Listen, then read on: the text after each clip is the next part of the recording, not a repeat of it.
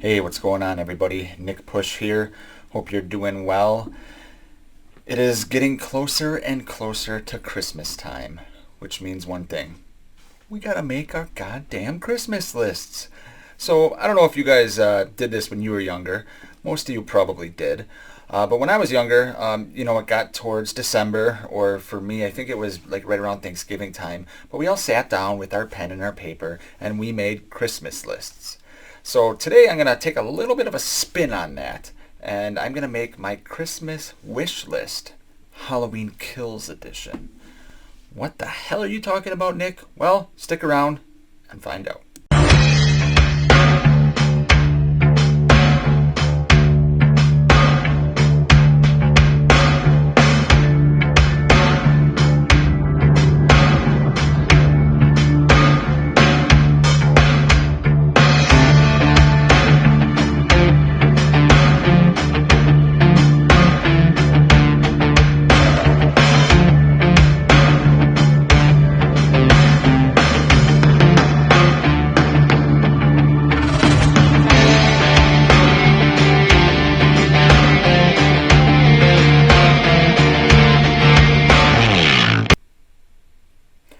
Alright, so before I get down to a little explanation and brass tacks here, so to speak, do me a favor. If you're new to the channel, hit that subscribe button. It really helps out the channel. I really appreciate it. If you're returning, as always, I've been saying this a lot lately, guys, but I really appreciate you guys. I say it because I mean it. You guys are great. So, Christmas wish list for Halloween Kills. I have a list of 5 things on my wish list for Halloween Kills. I could probably name about 30 of them, but I wanted to keep it to 5, kind of, a little bit of obscure things. Some of them I've talked about, some of them I haven't. So, 5 things I want to see in Halloween Kills is basically what it is, but we're doing it in a Christmas edition, so we're going to be positive about this. So I'm not going to say I don't want to see this. For instance, I don't want to see Michael Myers escape Laurie's house. We're going to see it. Spoiler alert, probably. But I don't want to see it. I don't want to see Michael Myers captured. It's just not something I want to see. That's not going to be on my list. So it's going to be positive. So it's going to be 5 things Christmas Nick, we'll call me, wants to see. So let's get right into it. Number 5. Number 5 might surprise you guys.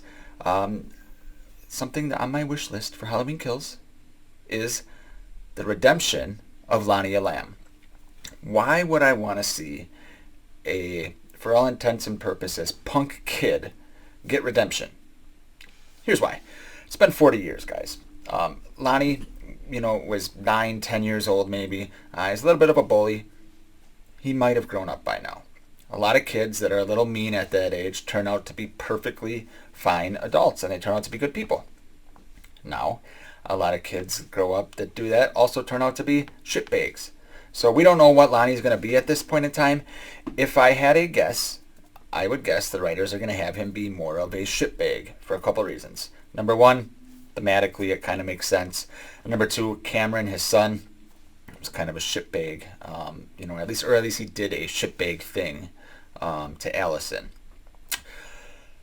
But I still want to see Lonnie redeemed. I think we could have a great scene where he sacrifices himself to save Cameron, or maybe he sacrifices himself to save Tommy, as a 40-year-old apology. That'd be kind of cool. I think Lonnie's going to die a brutal death. I hope his death means something, though. So I want to see him redeemed. Sounds crazy, but I do. Maybe it's the Christmas spirit coming over me, but God damn it, I want to see a redemption for Lonnie Lamb. So that's number 5. Number 4, I want to see a conversation with Sheriff Lee Brackett to Laurie, whether it's in the hospital or wherever. Most likely the logical explanation would be the hospital. But I want to see a conversation with Brackett to Laurie about the death of Annie and kind of find out, what Brackett has been up to, how he's coped with this. Maybe he went crazy and, lost his job as sheriff. Maybe he quit right away because I can't protect my daughter. How am I going to protect this town? Something like that. He's probably been racked with guilt. Maybe he's went to visit Michael. Maybe he's done similar things to Laurie, where he's sitting in his car drinking, with a gun, thinking about just going and blowing Michael's brains out. But I want to see how this affected Brackett, and I want to see if Brackett and Laurie had some kind of relationship not romantically, but had a relationship after that night. I think that'd be very interesting to dive into. Maybe they got together and talked about how evil he is and, all kinds of shit. There's a lot of possibilities there. So I definitely want to see a conversation, and I want to have Annie's name mentioned. So that's number 4. Number 3 on Christmas Nick's wish list is I want to hear Marion Chambers talk about Dr. Loomis. I don't want her to go into too much backstory on Michael or, some of, Loomis's notes on Michael. I want Michael just to be, he's just evil, But I want to know how Loomis coped with what happened in 78. And then Michael being locked up. And, we heard the recording, it needs to die. We heard all that, but I want some more information on, Loomis's obsession after that night. How long did it continue? Obviously, it probably continued till Loomis died. But I want to know, what Loomis, was saying about that night. I told you I was right. All kinds of shit like that. So I want to see that. So that's number 3. Number 2 on Christmas Nick's wish list is I want to see a significant character die. Now, that doesn't mean Marion Chambers, although she is pretty significant.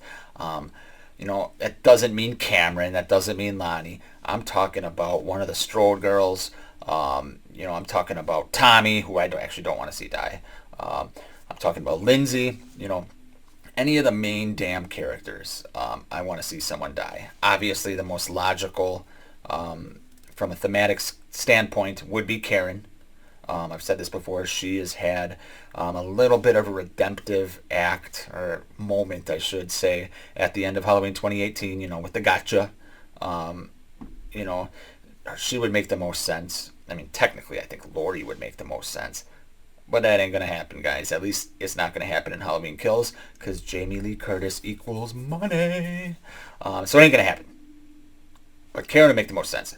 So I want to see a significant character die. We know that there's going to be, 20 some odd kills in this movie, and there's going to be a lot of kills from characters either A, we don't give a shit about, or B, we don't even know exist at this moment in time. It's a slasher movie set in 2018. There's going to be a lot of fucking deaths. We know there's going to be a mob out after Michael. He's probably going to kill half the no-names that we don't know. He's going to kill people in the hospital. He's going to kill firefighters probably. But I want to see a significant death. Which now brings me to my number 1.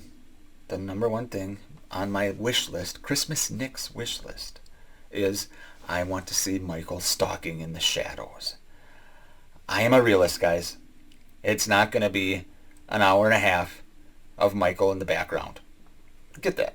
Like I said, it's a slasher movie set in 2018, coming out in 2021. It's just not the way it's going to be. We got to be realistic about that. But I think we can have a scene similar, maybe not as long, but similar to Annie's scene where she's in the kitchen of the Wallace house and Michael's there and gone. He's in the background, he's gone. I want to see something like that.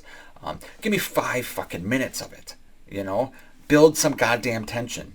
That's what I want to see. That's the number 1 thing on my wish list, is I want to see Michael in the shadows. When I was a child watching the OG Halloween, nothing scared me more than, Annie on the phone, and, she walks one way, and all of a sudden Michael's there. Oh, fuck, man. He's just standing there. He's just in the shadows, just watching.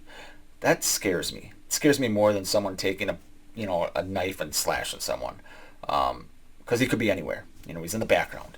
So that's what I want to see. So, are you guys fans of Christmas like I am? I know you guys are fans of Halloween, but if you're a fan of Christmas like I am, or even if you're not, give me some of your Christmas wish list items for Halloween Kills.